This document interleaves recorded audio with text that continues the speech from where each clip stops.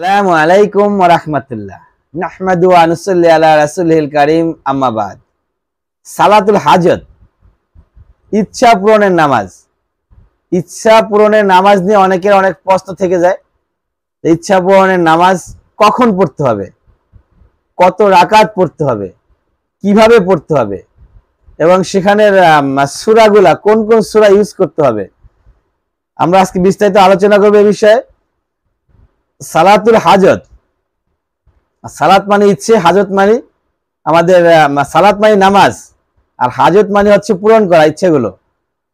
তাহলে এই নামাজ কত রাকাত পড়তে হয়, কেন পড়তে হয়, কখন পড়তে হয়? আমরা আমাদের জীবনে অনেক সমস্যা জর্জরিত, আমাদের সমস্যার শেষ নাই। এই সমস্যাগুলোর সমাধান করতে পারে মহান রব্বুল আলামিন। এই মহান রব্বুল আলামিন ছাড়া সমস্যার সমাধানে কোনো কেউ নাই, কারো ক্ষমতা নাই, কেউ পারবে না এটা সমাধান করতে। সেজন্য আমরা আল্লাহকে চেয়ে নিব। নবী মুহাম্মদ সাল্লাল্লাহু আলাইহি সাল্লাম মা আয়েশা রাদিয়াল্লাহু তাআলা আনহাকে বলেছিলেন যে যদি জুতার ফিতা, একটি জুতার ফিতারও প্রয়োজন হয় তাহলে সেটা আল্লাহর কাছে চেয়ে নিবে।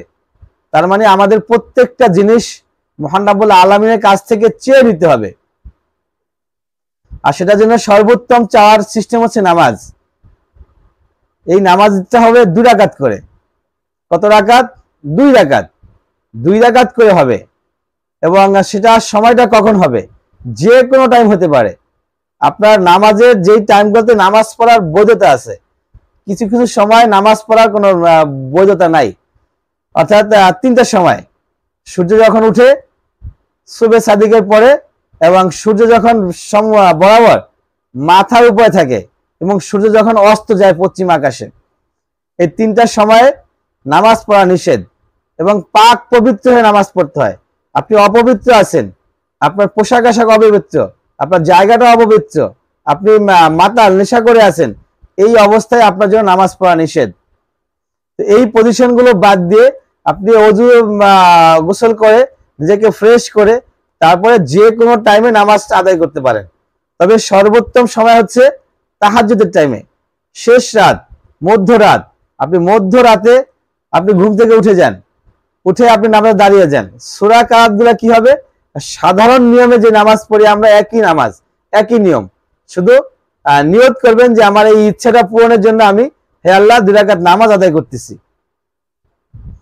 নামাজ শেষ করুন, নামাজ শেষ করে আল্লাহর কাছে প্রার্থনা করুন, অথবা আপনি সেজদায় গিয়েও আল্লাহর কাছে প্রার্থনা করতে পারেন। সেজদায় গিয়ে সেজদারত অবস্থায় প্রার্থনা করতে পারেন, অথবা সেজদা কমপ্লিট করে বসে কিছু আস্তাগফিরুল্লাহ, তারপর হচ্ছে দুরূদ ইব্রাহিম পাঠ করে তারপরে আল্লাহর কাছে হাত তুলুন। হাত তুলে আপনি আপনার মনের ইচ্ছাগুলো চেয়ে ফেলেন। কি কি প্রয়োজন আপনার, আপনার যেই জিনিসটা প্রয়োজন সেই জিনিসটা আল্লাহর কাছে চান, মহান রব্বুল আলামিন আপনাকে দিয়ে দিবেন। আল্লাহ পাক বসে আছেন দেওয়ার জন্য। মহান রব্বুল আলামিন চায় আমরা যেন আল্লাহর কাছে চাই, চাইলে আল্লাহ দিবেন, কিন্তু আমরা চাই না, আমরা হতভাগা। আমাদের যে চাওয়াগুলো, সেই চাওয়াগুলো আমরা আমাদের অফিসের বসের কাছে চাই, আমরা আমাদের ব্যবসায়ী বন্ধুর কাছে চাই, আমরা আমাদের স্কুলের ক্লাসমেটের কাছে চাই, আমরা আত্মীয় স্বজন পাড়া প্রতিবেশীর কাছে চাই। আমরা হতভাগা, আমরা আল্লাহর কাছে চাই না।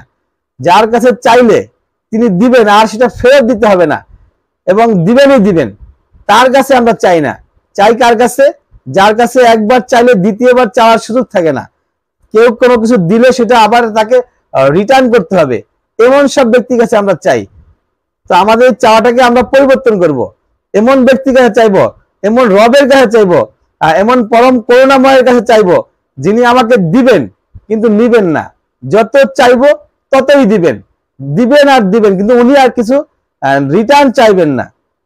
তাহলে আমরা এখন থেকে, আজকে থেকেই আমাদের এই চাওয়াগুলো পরিবর্তন করে নেব ইনশাআল্লাহ। তাহলে আমাদের সকল চাওয়া পাওয়াতে পরিণত হয়ে যাবে।